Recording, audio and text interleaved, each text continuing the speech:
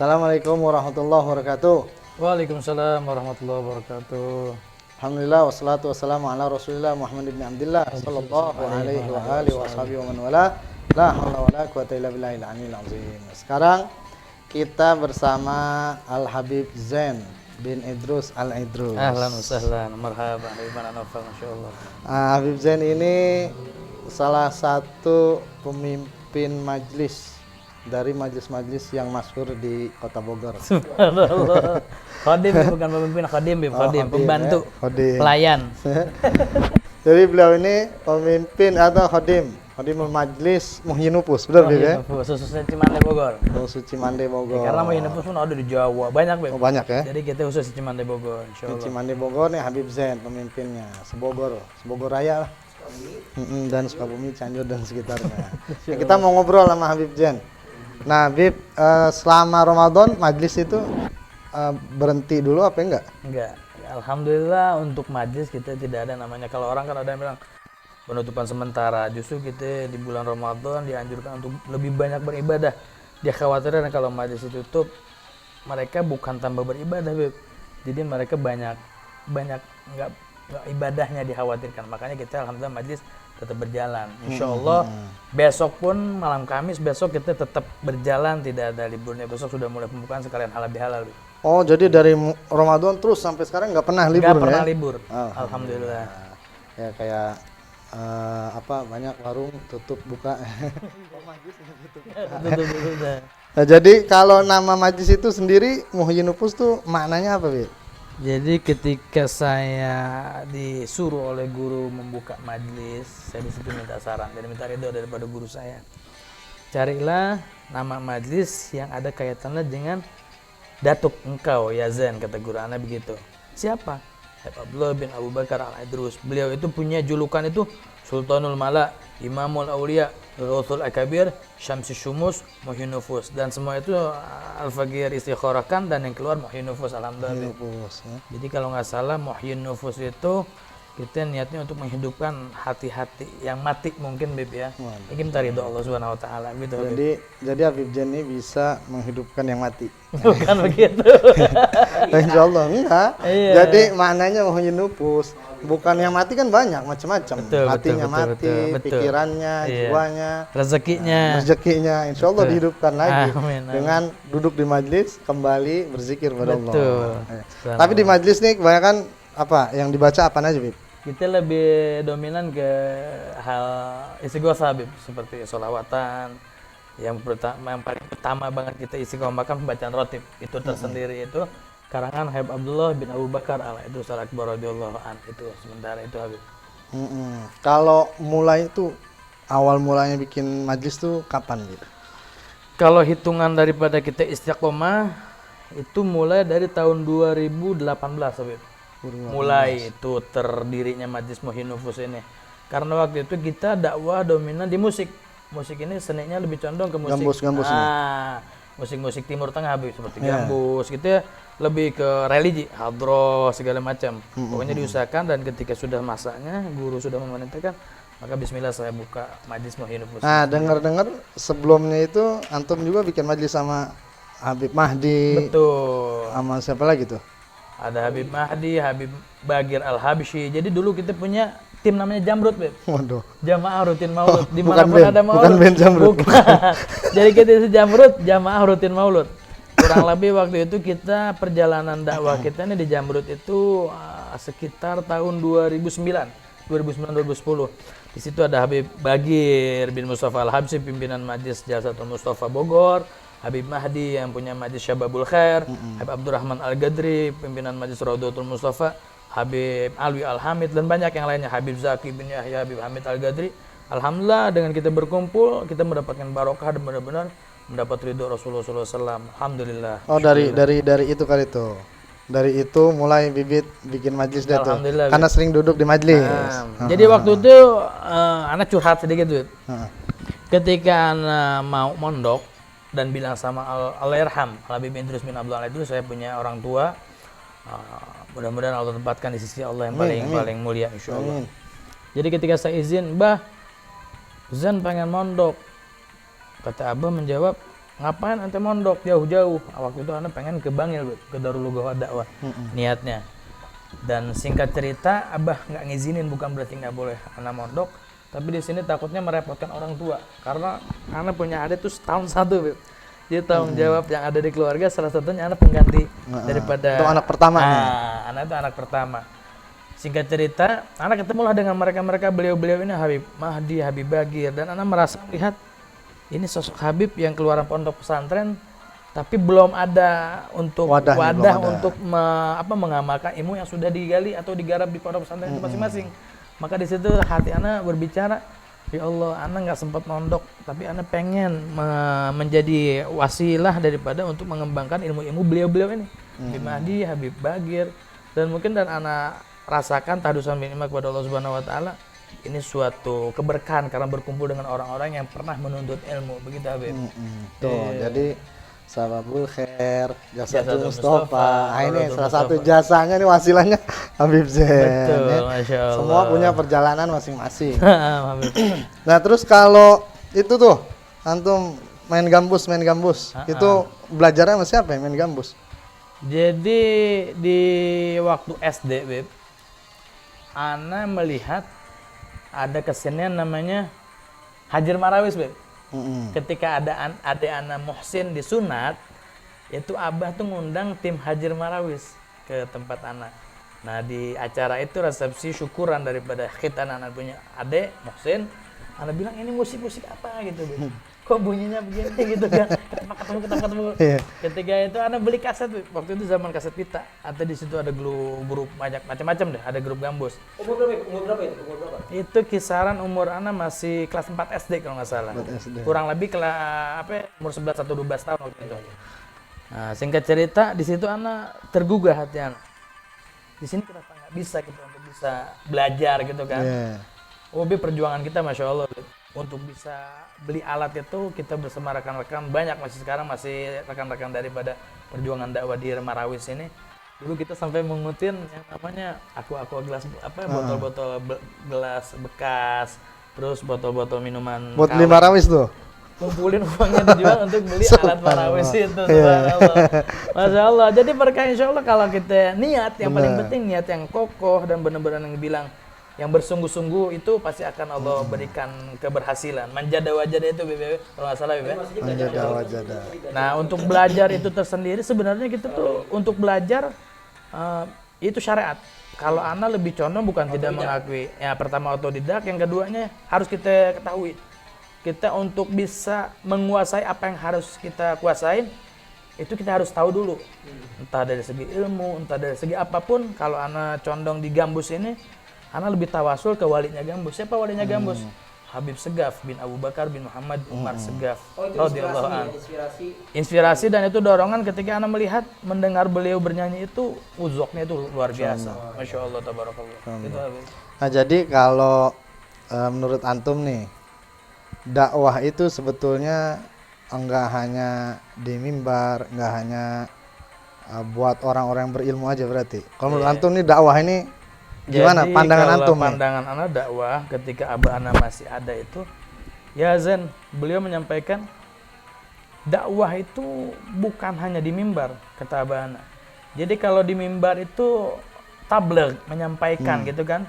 Justru sesungguhnya dakwah yang sesungguhnya, yang sejati itu ketika kita ngumpul sama kalangan orang yang hobinya masih berbau-bau maksiat, misal masih suka dengan khamar, atau mereka masih demen-demen hal-hal berbau-bau maksiat, itu di situ bisa dakwah. Dan kita tidak boleh egois. Ya, kita di kalangan musik gimana caranya musik ini bisa menjadi media untuk kita bisa berdakwah gitu. Nah, kalau di musik kira-kira antum ada cerita nggak atau kisah antum main gambus, tahu-tahu dari gambus nih orang nih mau ngaji gara-gara ngeliat gambus. Subhanallah, Beb. Alhamdulillah tahdusan binikmah itu tadi. Kita mah apa Beb? Subhanallah ya. Kita mah cuma jahilnya. Jadi kita ini bisa meminta wasilah. Ya, salah satunya ketika saya mau memetik gambus yang saya mau mainkan, itu tahdusan binikmah saya pertama tawasul sama Habib Segaf. Yang keduanya saya tawasul sama Habib Abdullah bin Muhsin, Keramat Empang Bogor. Karena beliau itu salah satu pencinta gambus juga. Sampai beliau kalau nggak salah menyampaikan, siapa orang yang zatin bersamaku karena maifil jannah, kata gitu Bib. Kalau nggak salah Habib. Karena mungkin bukan ngelihat dari gambusnya, mungkin di gambus itu tersendiri ada walinya Bib. Ketika mereka atau beliau-beliau memainkan gambus itu benar-benar berzikir kepada Allah Subhanahu Wa Taala. Terus lagi ada satu wali namanya Habib Abdurrahman bin Mustafa Al-Andalus, yaitu di Mesir. Beliau pun dakwah dengan gambus. Itulah wali-wali yang selama ini Anda tawasulkan. Berarti cenderung syair-syairnya itu syair-syair pujian Nabi. Betul. Atau qasidah-qasidah aulia, doa-doa ya. Betul. Adapun ketika saya main gambus itu dianjurkan oleh saya punya senior ataupun seperti yang saya sering dengarkan di apa yang dimainkan oleh Habibana Segaf bin Abu Bakar As-Segaf ini. Beliau itu awal itu pasti sholawat Habib. Dan akhir pun beliau pakai sholawat. Adapun yang lain-lainnya ada request lagu-lagu kayak model lagu-lagu Saudi, lagu-lagu Mesir, lagu-lagu Turki. Itu kadang-kadang kita bawakan juga. Tapi lebih banyaknya kita ke sholawat gitu, memuji. Tapi kalau nggak ada yang request berarti udah syair pujian lebih semua. syair pujian kepada Rasulullah SAW. Jadi kalau buat hukum musik sendiri udah banyak yang bahas ulama. Nah, jadi itu nggak usah diperdebatkan. Betul. Jadi itu udah banyak lah rujukannya. Nah, kemudian kalau dari antum sendiri nih, ya di majelis antum nih kan mayoritas anak muda. Betul. Nah, apa nih yang kira-kira antum lihat perbedaan yang tadinya dia nggak ikut majelis sama sekarang ikut majelis dari anak muda yang ikut sama antum? Betul. Apa tuh, ada perbedaannya nggak? Terutama yang sudah ana rasakan selama mau hampir 3 tahun ini, perbedaan lebih condong, cuma nggak langsung 360 derajat tuh ya, pelan-pelan. Yang ana rasakan dari segi akhlak kita robah sedikit-sedikit. Contoh, dari mereka awalnya tidak malu berpakaian membuka aurat dari kalangan laki-lakinya dengan dengkulnya kelihatan, untuk kalangan wanitanya yang tadi cuma pakai kerudung di majlis saja. Sekarang alhamdulillah Bib, ya mungkin taruhlah 40% atau 30% mereka ada perubahan sedikit-sedikit tadi. Karena kita di sini isi gosah kita dengan membaca rawatib, kita minta berkahnya untuk apa? Bukan untuk kaya, bukan untuk terkenal, bukan untuk apa, tapi kita pengen kita punya hati dibersihkan oleh Allah Subhanahu wa taala dengan barokah sahibul rawatib. Berarti di majelis antum ini ada rijal juga, ada harim juga. Awal sebenarnya kita menekan untuk laki-laki saja, Beb. Ketika ada pun yang perempuan hadir, itu bukan atas undangan kita.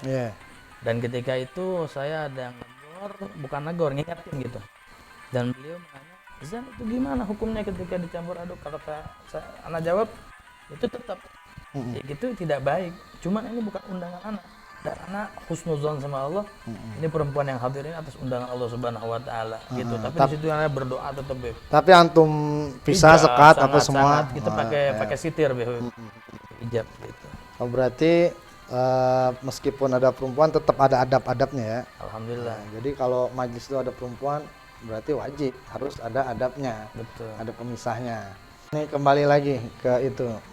Kemarin ngedengar antum katanya main gambus di Pulau Seribu katanya. Betul. Pulau Seribu. Nah, itu sampai ada yang minta pengajian. Itu gimana? Itu salah satu mungkin barokah. Kalau anak lihat, kalau anak tuh apa sih anak itu? Kita berkah pertama apa yang kita tawasulin. Yang kedua waktu itu kebetulan pas di Pulau Seribu, anak punya orang tua Allahyarham, Ibn Idrus bin Abdul Idrus itu ikut. Beliau itu anak perhatikan dari ketika anak memainkan gambus dan menyairkan daripada sholawat-sholawat, anak perhatikan abah anak itu dengan hal Bib dakwahnya Bib. Jadi dengan beliau duduk memperhatikan kita lagi perform, dari wajah-wajah beliau dan bibir beliau tuh nggak berhenti-berhenti, kayaknya bacaan-bacaan sholawat apa segala macam minta barokah daripada datuknya Rasulullah SAW. Dan ketika itu emang mereka tuh merasa kehilangan itu Bib. Padahal kita di sana paling 2 malam 3 hari.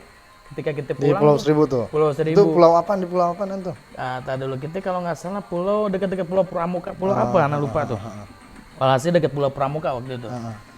Dan mereka, Bib jangan lupakan kita. Bib kita pengen bikin pengajian di sini segala macam. Kita bareng Habib Zaki, As-Segaf dari Keramat Panjang, Habib Kamal, banyak Habib yang lainnya. Dan insya Allah mudah-mudahan kalau Allah ridho, insya Allah nanti kita bareng-bareng di sana, Bib. Oh, khair. Nah sekarang terakhir, pesan buat para mubalik.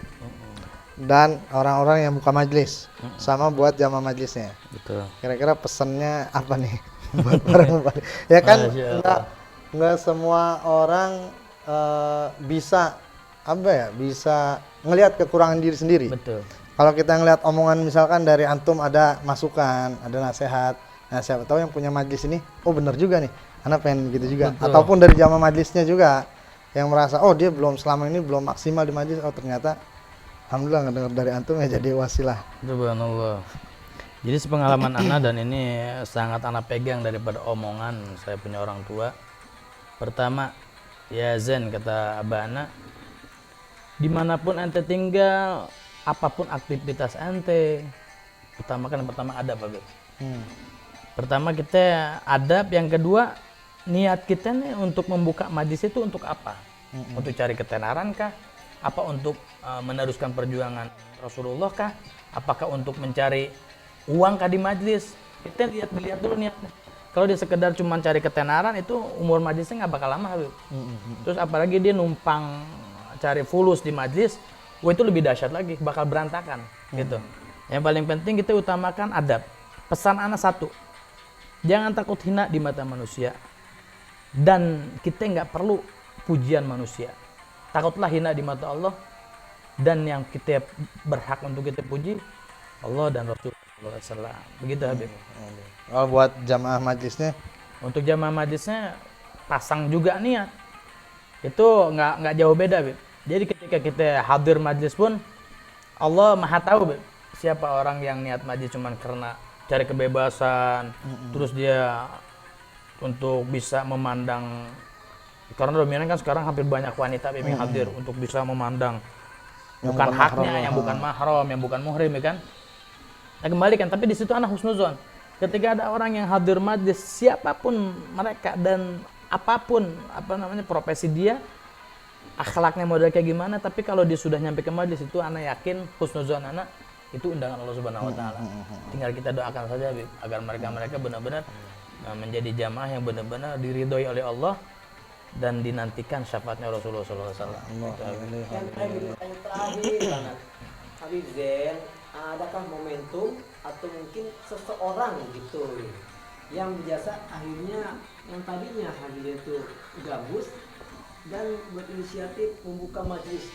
Gimana tuh? Momentumnya di mana? Momentum atau ada seseorang yang menginspirasi itu?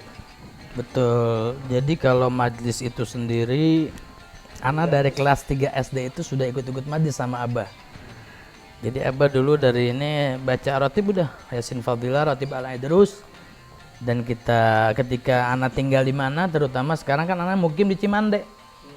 Abah ana bilang, apa yang anda bisa amalkan? Awalnya ana rumah ke rumah baca Yasin Fadilah, ratibul Haddad, ratibul Attas, ratibul Idrus. Kalau ratib Al-Idrus itu sendiri, selain daripada istiqomah ana baca, ini baru 3 tahun ana istiqomahkan di majlis umum gitu.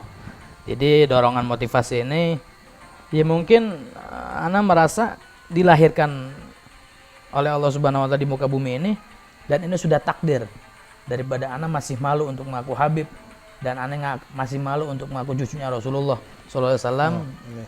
Di sini ana berusaha untuk bisa meneruskan ya sedikit banyaknya yang menyerempet-nyerempet dakwahnya Rasulullah sallallahu alaihi wasallam. Tapi di sini kita masih malu, belum bisa seperti kakek kita.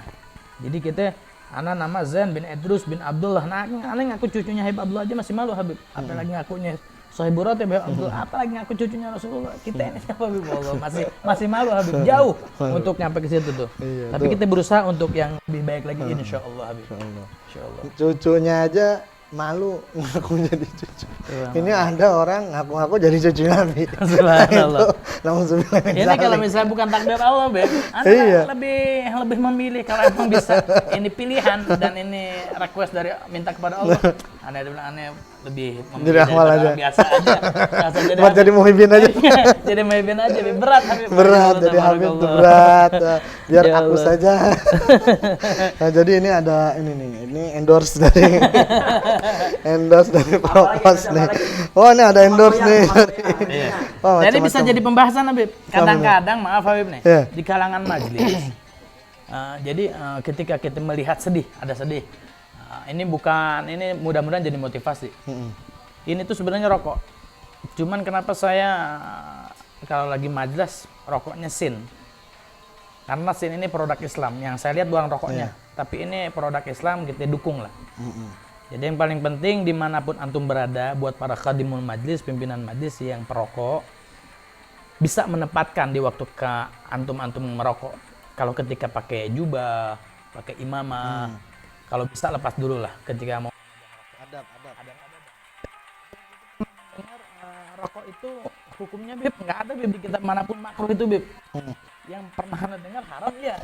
Cuman di Indonesia adalah beberapa ini keterangan yang memakruhkan rokok.